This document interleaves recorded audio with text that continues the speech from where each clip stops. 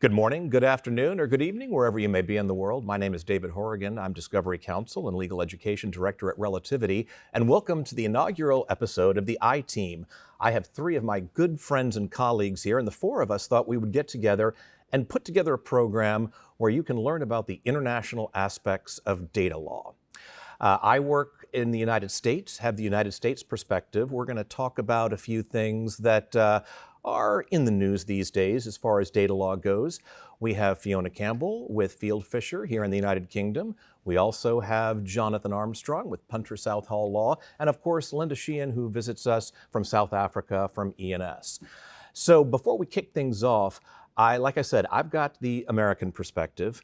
We're going to try to keep things peaceful here, and we will go to the first of all, English perspective, but you're going to find that some people here on this program are in multiple jurisdictions, so they can tell you about multiple perspectives. How about our friend Fiona Campbell? Hello, everyone. Thank you for having me here today. Thanks for having me for the first podcast.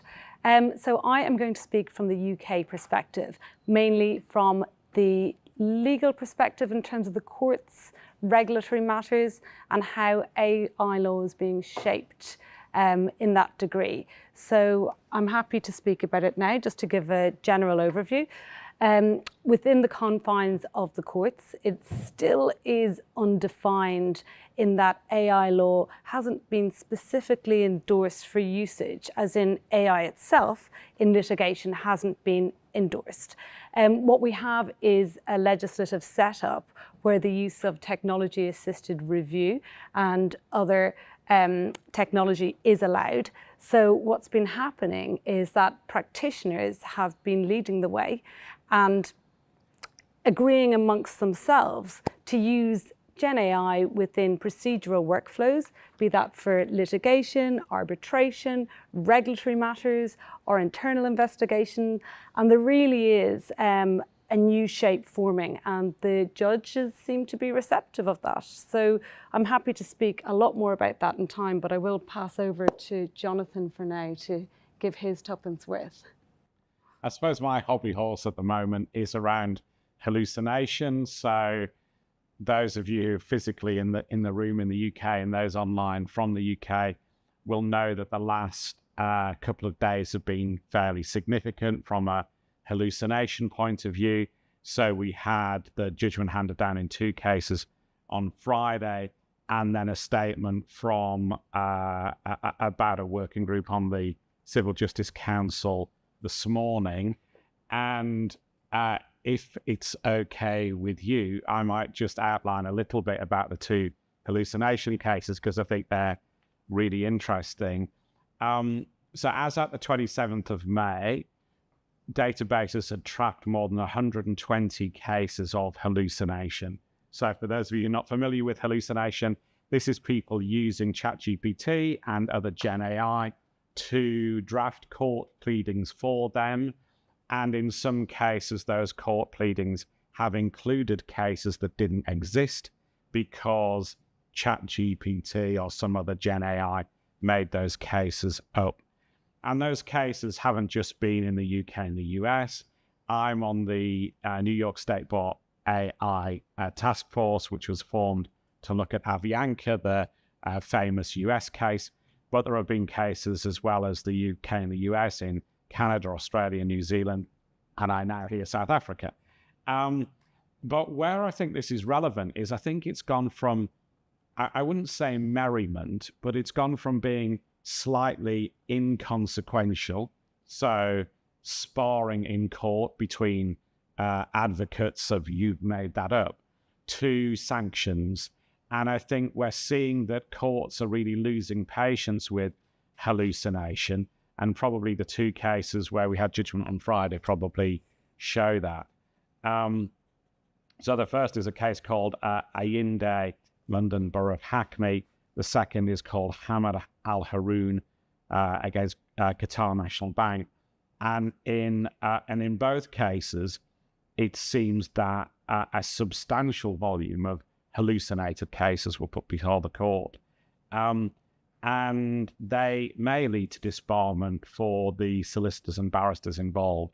The hearings on Friday were about contempt of court. So whether jail sentences potentially were going to be handed down. They weren't handed down, but the court did remind lawyers that potentially contempt of court proceedings could be brought, and potentially the police may be involved in future cases, which could include perverting the course of justice. And the president of the King's Bench Division said that could include life imprisonment, obviously in very extreme cases. So I think judges have gone from sort of rapping people over the knuckles and telling them to do better to giving concrete guidance. Life is tough. Life is tough, I think, particularly for use of ChatGPT, right. although it could be an appropriate penalty. And I think one of the other aspects of the case is that the president of the KBD says that the onus is on heads of chambers for barristers and senior partners for solicitors' firms to educate the lawyers in their businesses about hallucination, and said that that there would be hearings, contempt hearings, where it was likely that the firm or barristers' chambers involved would be asked questions about their training. And in some respect, this fits in with the EU AI Act as well. So law firms, barristers' chambers, etc., are all under a duty to make sure that people using AI are AI literate. That's defined by Article 4 of the EU AI Act. And those provisions are in now. So they've been in since February. And a lot of people talk about the EU AI Act coming in a future date, but those provisions are already in. And so that whole literacy obligation, I think, is going to be interesting, as well as the issues around hallucination. I don't know if you want me to say more about Ayinde. I think it's a really interesting case. I mean, the other... I think it'd be great if you did, but why don't we take a visit to South Africa with Linda, and then we'll go around the horn. Linda, what is going down in South Africa these days? Well, thank you. Jonathan stole my fire a little bit because I wrote down 120 cases on a database. But if it's the same database I've looked at, the South African case law is not on there. Wow. I can't get South African cases in the US. Well, there aren't that many. We don't have as many reported, but we did have one that was reported at the beginning of the year. And it's a very interesting read. I think the judge is very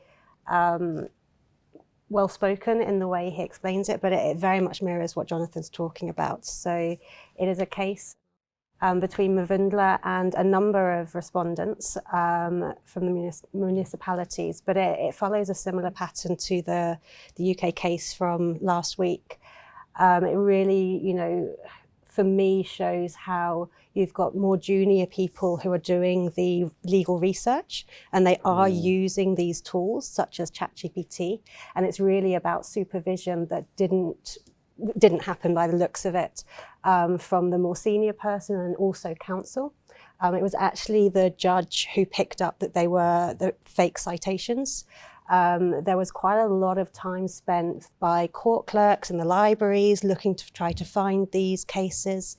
So I think just to kind of take it a little bit further from what Jonathan's saying, it's not just about, the contempt of court. It's not just about the unethical practice of not verifying, but it's also the time that's spent by other parties, which again brings in new sanctions. So there was the discussion on this one about wasted costs, which they were, and it was quite substantial. There were specific hearings to discuss whether these judgments actually existed.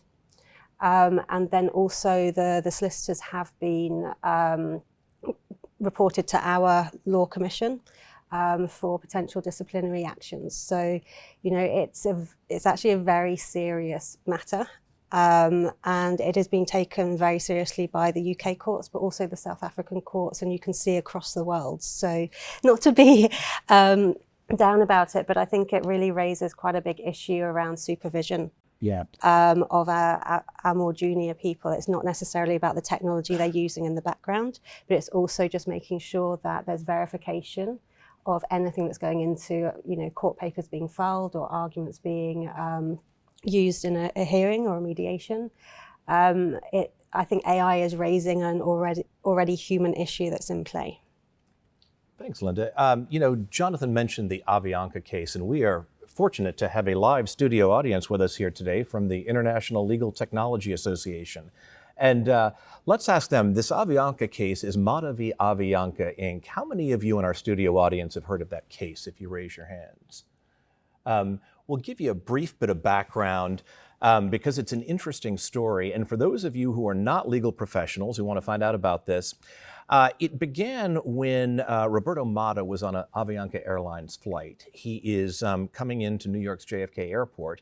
And of those of you who have any height whatsoever, you have probably had this happen. I know I have. The infamous drink cart coming down the aisle. The drink cart hits Mr. Mata in the knee. Mr. Mata sues for damages. Then you get to the stage of litigating the case, and the lawyers are doing their legal research. The issue is not to get too in the weeds, but did they wait too long to file their case? And it is the Montreal Convention that governs this because it's an international plane flight coming into the U.S. And so the lawyer filed these cases, and somehow the court's looking at them and like, gee, these don't, something, they can't find the cases. And the cases are good. Even if you're a lawyer, you wouldn't necessarily know that these are not cases. So they went back and they found that there is a problem, Houston. We don't have cases here. Turns out he had used ChatGPT. And the court asked him this, and I'm simplifying the fact pattern because we want to get on with the other topics we've got today. So the court asked him about it, and so what does the lawyer do? Goes back to ChatGPT and say, hey, are these correct cases? Well, yes, of course they are. Goes back to the court, didn't double check it. Now, we are not sending people to the gallows, Jonathan. The lawyer involved got only a $5,000 fine. Yeah. But what was worse for him, and at least in my mind, is that he had to send a copy of the court's judgment of the $5,000 not death fine and send it to each of the courts where the fake cases were coming from. And so this was a real problem for any lawyer who has a professional reputation to uphold. But as we talk more about these hallucinations, I'll get Jonathan to give a deep dive, if he's up for it, on some of his cases. But before we end our show today, we're going to talk about some good news potentially in some GenAI cases and how GenAI in the law is really possibly having a good effect. And then we're going to get into American Bar Association Formal Rule 512. And if you're about to fall asleep and your eyes are about to glaze over, we'll bring that one to life too. Jonathan, why don't you get into those? And Fiona, then we'll get back to you on what you want to contribute on GenAI. Yeah, I think of the two cases that we've just had, the Al Haroun is the easiest in some respects. This is a solicitor who allowed his client to draft documents for the court case. And the client included citations to 45 cases that didn't exist. And the solicitor had not checked that they did exist. He'd not followed the citations through. And I think slightly amusingly, they were caught out because the citations included references to a case decided by the judge who was hearing that hearing. And she thought, I don't recall that one, and then looked more into the citations. And this one, the application was just struck out, and there's an SRA investigation is following into the solicitor. As I said, there was a contempt hearing, but the solicitor, the contempt hearing decided that effectively the SRA would be better placed to investigate. And that's sort of the same result in INDI for different reasons. I think there's all sorts of object lessons in INDI, one of which is if you've made a mistake, make a full and frank confession and apologize to the court. A great idea is not to deceive the judge and to try and lie again, which I think is probably the failing of the barrister in this case. So in INDI, it's a case about housing, and the barrister seemed to be somebody with experience of housing cases, although she was junior in her bar career. And again, she had citations of cases that didn't exist. And she seemed to try and double down with the judge by a somewhat complicated explanation of saying that it was the fault of a filing system that she used, where it seemed that she was saying that sometimes she printed the cases and put them in a special folder, and sometimes she had a special electronic folder, and it was somehow the fault when she retrieved them from the folder. Obviously, the judge said, well, if the cases didn't exist, how could you have printed them out and put them in that box? And it seems that the barrister really, I think, didn't know when she could turn a loss into a disaster in some respects. This was raised initially by the solicitors on the other side in correspondence. And we now know that she drafted a letter for Haringey Law Centre, her instructing solicitors, which effectively told the other side not to be picky. And it said, I'll just, if I can, I'll read please. it because I think it's an object lesson. So the letter included the words, "We regret to say that we still do not see the point you are making by correlating any errors in citations to the issues addressed in the request for judicial review in this matter. Admittedly, there could be some concessions from our side in relation to any erroneous citation in the grounds, which are easily explained and can be corrected on the record if it were immediately necessary to do so.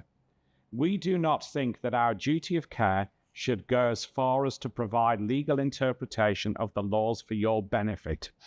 We hope that you are not raising these errors as technicalities to avoid undertaking really serious legal research."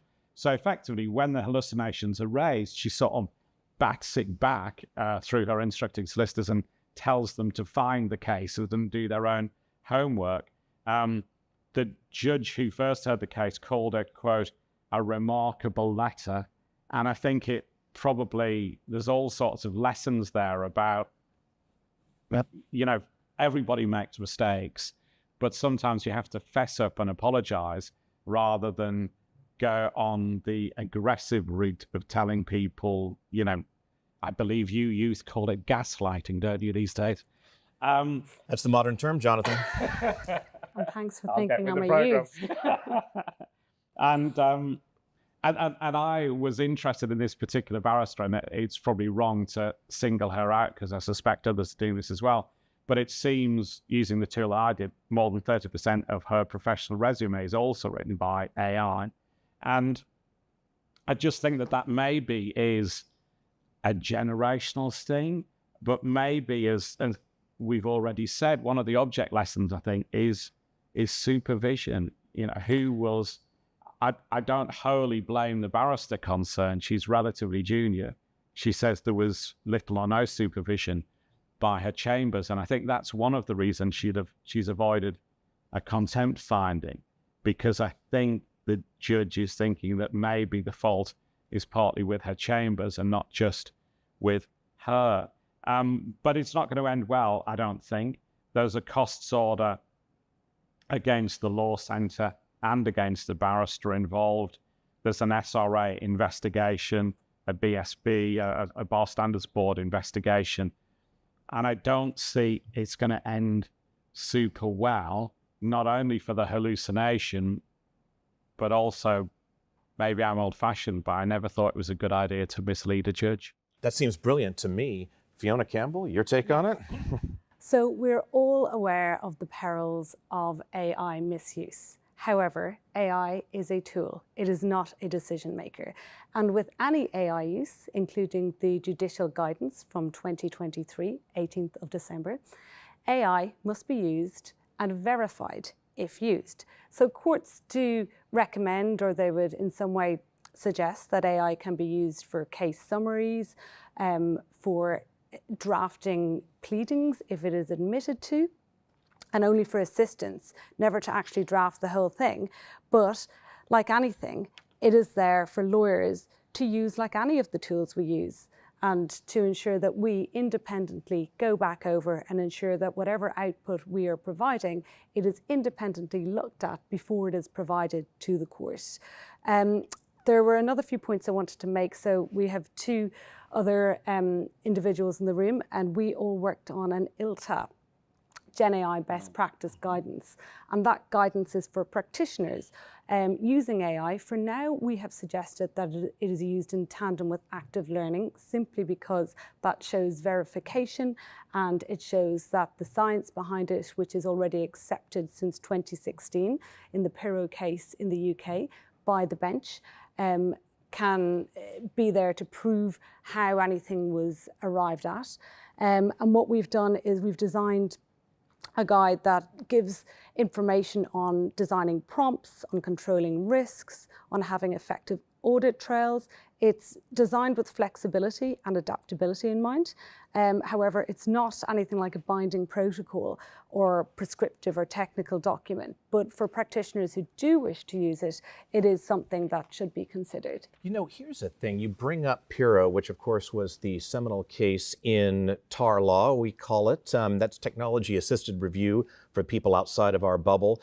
We had De Silva Moore in the United States, Quinn in Ireland. Of course, Fiona mentioned Piro. Is there any case law in South Africa on TAR, Linda? So there's not.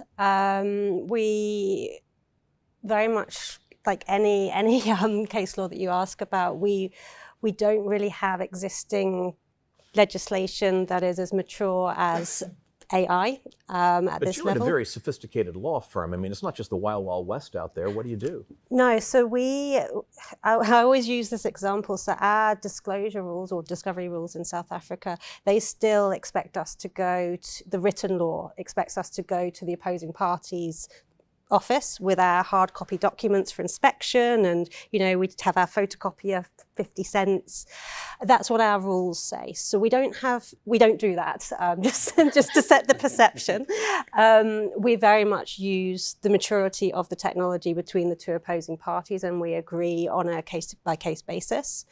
There is obviously a divide in South Africa, as there is with any jurisdiction, but I think we do have a bigger divide, just the way that the law firms are set up in South Africa. You've got, big law firms, and then the majority of law firms are sole practitioners and, regional.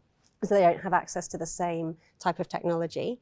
But I mean, in terms of TAR, we do use it, but it's not used in the same way as the UK. We use it in the background to be more efficient, but it's not the same, if I can say, agreement with the parties or the court that's required. There's no guidelines in place, so we have to step up as practitioners and make sure that we're doing it to the same level that would be expected in the UK. Gotcha. I told our audience that I was going to make your eyes glaze over with a bunch of rules, but there's one that the American Bar Association put out last summer that's Formal Opinion 512. And it is a great roadmap. What it really does is it takes the existing laws, I shouldn't say laws, it takes the existing rules from the Model Rules of Professional Conduct. In the United States, that is what governs lawyers, and not just lawyers, it's the entire legal team, because the lawyers are responsible for reporting to the clients, but everyone involved, there are rules that say, the lawyer's responsible, everyone, it's a team here. But as far as GenAI, there's some interesting ones. And one thing that's come up is, do you have an obligation to tell your client that you're using GenAI? Now, in Mata Via Bianca, I'll bet Mr. Mata might have liked to have known that he was going to ChatGPT. And there's a big difference. We obviously are here with a software company, and we don't want to be biased here, but the tools matter. There's an old expression, it's kind of trite now. If you get an app or software for free, you are the product. And so if you're getting it for free, or even if you're just paying $20 a month, it's probably not something you're going to want to put client data in. But Jonathan, what about the rule in the United Kingdom? Do you need to disclose to your client that you're using ChatGPT or any other generative AI? I mean, our rules tend to be sort of principles-based rather than black letter. My suspicion is you probably ought to. I think we're encouraged in engagement letters to be open and honest with clients about the technology that we're using. and you probably have transparency obligations potentially to other people as well. And those transparency obligations will come in when that bit of the EU AI Act comes in, and already exist in GDPR. So in GDPR, we have 6 general principles, and one of them is about honesty and fairness and transparency. So there are probably already obligations that you have to use AI. And I think you're definitely right. I can probably say it, I don't have to be as delicate as you do, that AI solution providers weren't born equal. Yet these cases are about free-to-air applications. In some cases, it might be that the barrister involved didn't even know that they were GenAI because she was just using Dr. Google to do her legal research. And there's definitely a marked difference between I don't know, I like to say a not cheap solution, where you know that somebody's looking after the data, where you know it's secure, you know that you're feeding intelligence from data that you've harvested, versus GenAI products. And I think when we did the work on New York State Bar Association task force, the reason for that is clearly because if you're doing research on legal problems, there are only so many people who own that pot of data. The obvious people being Thomson Reuters and LexisNexis. And if they're not prepared to give their data away for free, then why should they? Then what is GenAI, when answering legal questions, being trained on? Well, the answer, it seems, is things like Reddit posts, because they're using an intermediary called Common Crawl to crawl the internet for content. And the easiest content to get on legal views is Reddit posts, often from non-lawyers, saying, do you know what, mate? You don't need to pay the parking ticket because you can use the Magna Carta. And that type of nonsense then extrapolates into GenAI and self-confirms. So that's why we get people appearing, my wife's a magistrate, we get people appearing in court citing Magna Carta as a defense to their parking fines, because this nonsense proliferates in chat rooms and Facebook, and then is given the imprimer of reality by GenAI. So I think it's very different to use what I'd call proper AI in a solution like Relativity than common free-to-air GenAI. And the reason for that is often the data that it's trained on. And like you say, if the product is free, then it's going to be free information that's being used to train, partly because some of you will have read the court cases. Thomson Reuters have refused to provide their information to market entrants. May I make a couple of ancillary points on that, Jonathan? There is a difference between using OpenAI to create things like pleadings or any of the submissions that the horror stories are based on. So when you're using it to create, it's very different than taking your own data set in the likes of Relativity and doing things like summarizing, creating dramatis personae, creating timelines or any kind of chronologies. So the very successful AI use cases we have had have been using Relativity over our own data. As lawyers, we would not use AI to draft anything because, again, our job as lawyers is to know the law and effectively use it. And if we do use AI, we verify it. So often the horror stories come from either lay litigants or individuals who don't really know how to research and verify the tools once the work is done. So I might say, although we have heard some, shall we say, slightly scary stories about AI today, I've had nothing but a good experience because we've used it within frameworks and guardrails and for the uses for which the courts expect us to use it. And again, we sign off as lawyers and we ensure that everything done has been spot checked, quality controlled and verified before it is submitted. Brilliant segue, but first, Linda Sheehan. Sorry, just to add to that is also, I completely agree with everything that's said. We use a couple of different tools, and there's two key things: verbatim and citations.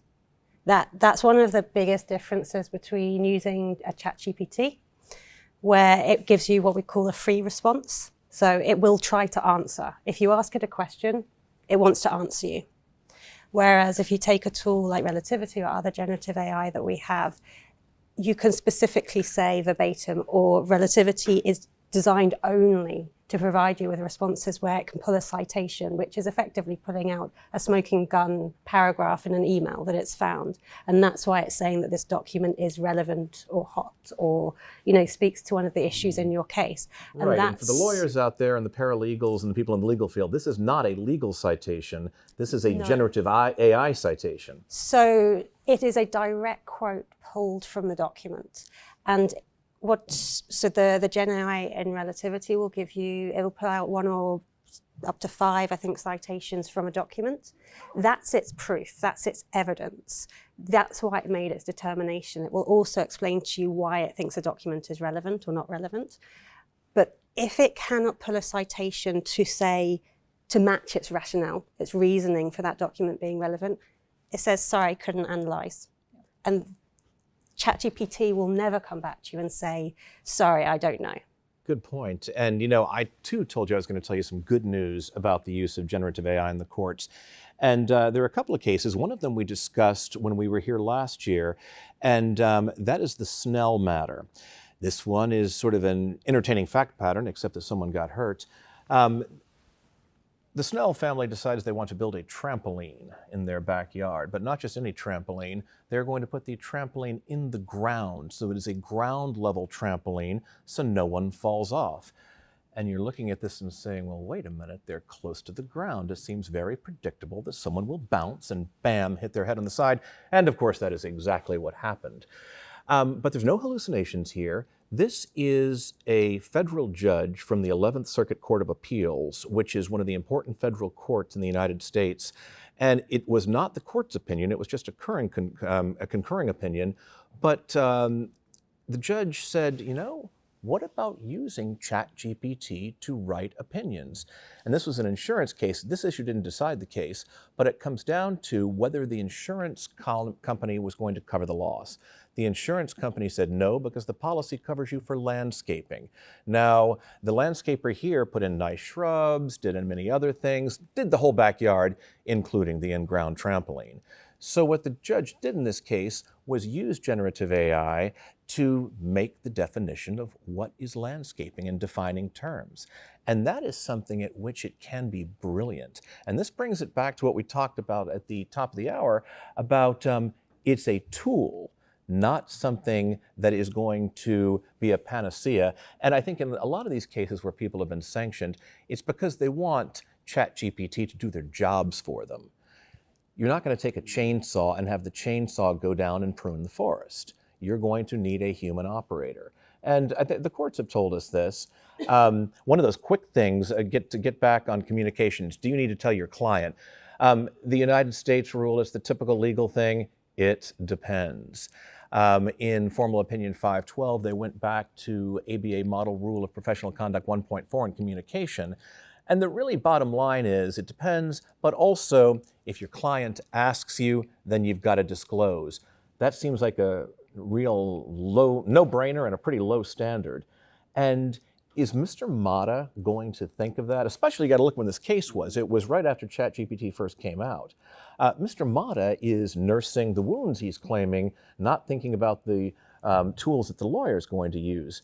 Any ideas on what we can do to make sure that clients are aware, or, that we don't tell them what legal research tool we're using usually? I think now there is an expectation that firms are using GenAI, and most firms have introduced their own GenAI task forces and have adopted software across the board.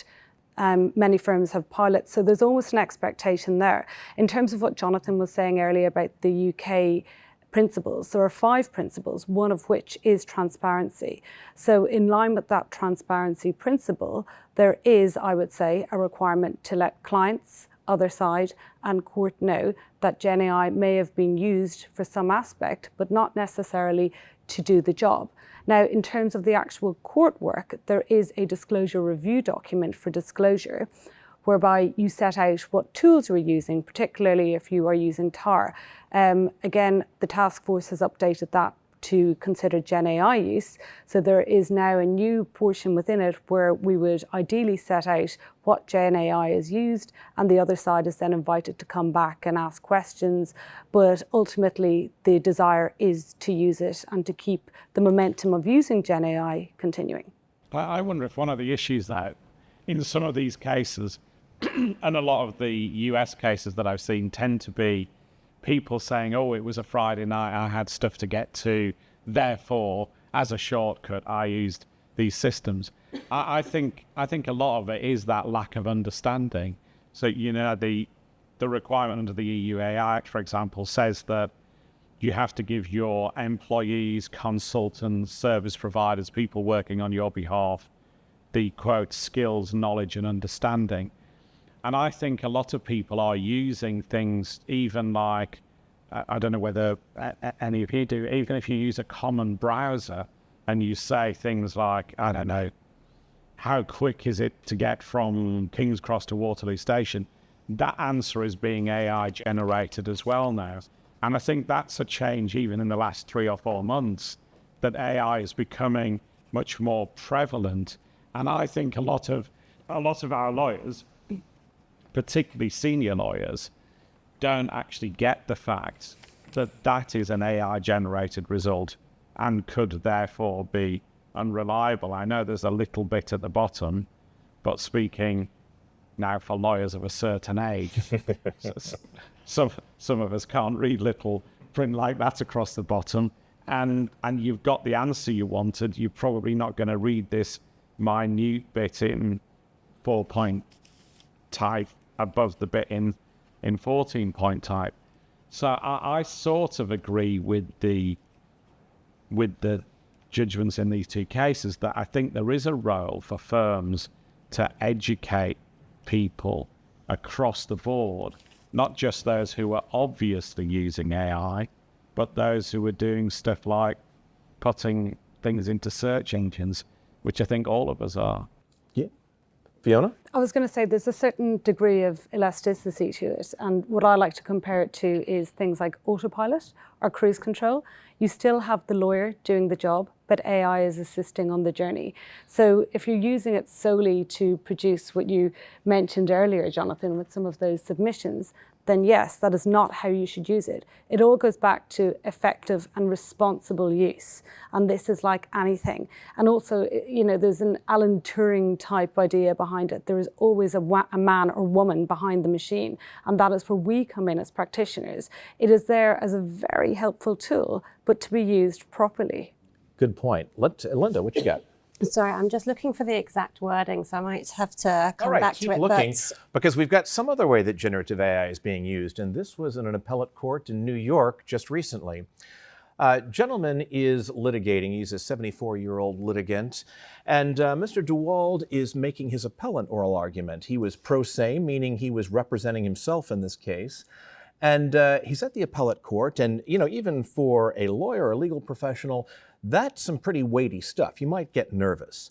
And so he was making his presentation to the court, and it's a video presentation, so he doesn't stumble over his words. And the court's reviewing the record, and I'm like, wait a minute, Mr. DeWald is 74 years old. This guy looks, he's like about maybe 30 sitting there.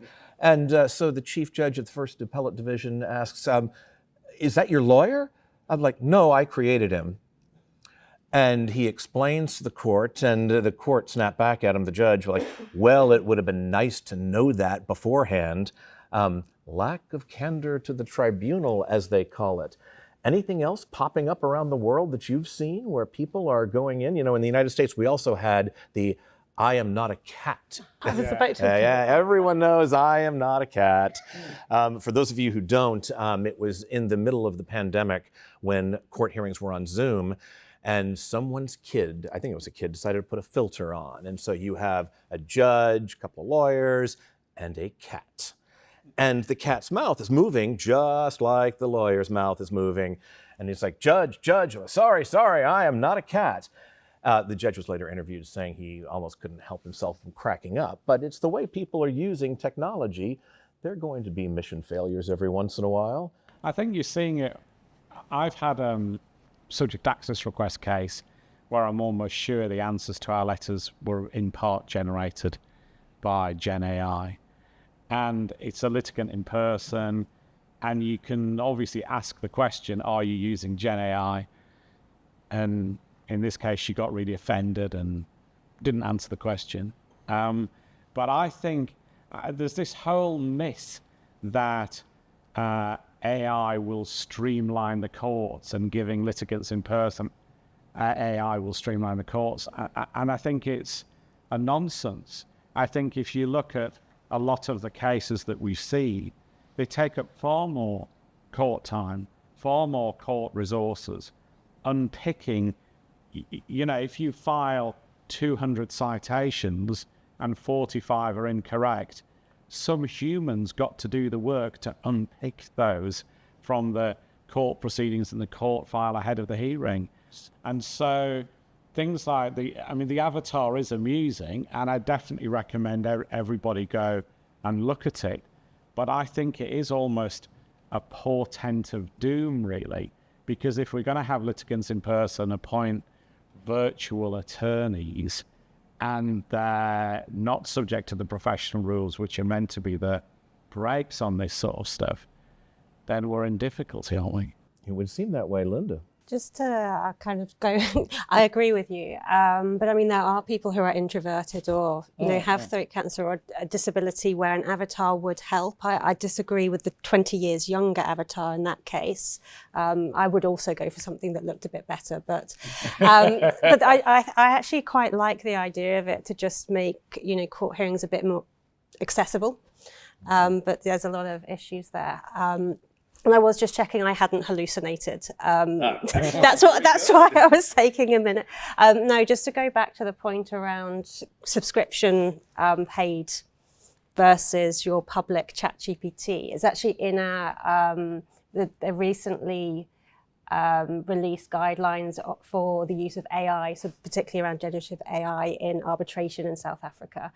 I wanted to check because I couldn't see it immediately, but they just say prefer subscription services with robust confidentiality protections. Refrain from public AI tools. Don't put in your confidential data. And I think, the AI policy that the arbitrators have brought out really, talk to everything that has been said here, but you can see there's a very strong wording for guidelines saying don't use the free stuff. Just use your subscriptions, Thomson Reuters, Relativity, others. So that's the point I wanted to get to, but I was worried I hallucinated, so I wanted to verify and fact check. May I just add to that point? I'm not sure if this is an urban legend or true, but at RelFest a couple of years ago, the London one, in one of the talks, someone mentioned that using open source AI, one expert put in his expert report and said in his prompt, what would you say, or what would the other side be expected to say to the content of this report, to which he received, before filing, the other side's full report. So again, this was a warning about the perils of using anything on OpenAI or putting client data or confidential data in, because it is then used to train the model and retained. And even when you draft a prompt without actually sending it, all of that information is still kept.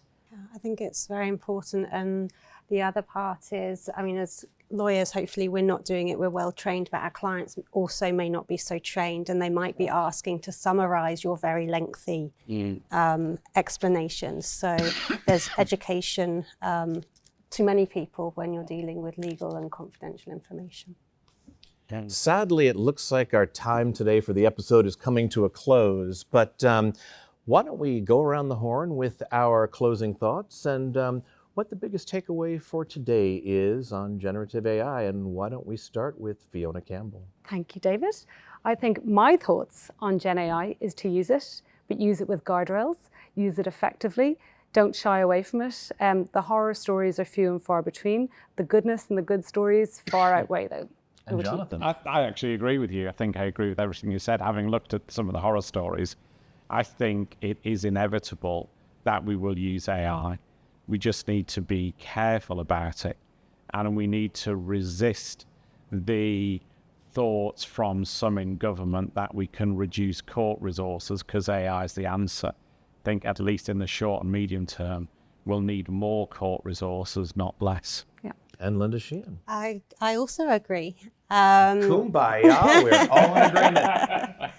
I'll keep it short. We're using it as much as possible. It's very much an encouraged tool to use at our firm, but we have very strong guardrails in place. We have very specific steps that need to be taken. So if you're using a subscription-based type of ChatGPT for summarizing, as we do, our juniors must take the response from the GenAI, their changes, and both go to the partner. So there does need to be and I think just from the UK cases from last week, top down is absolutely imperative that everyone is understanding where the risks are and putting those mitigations in place.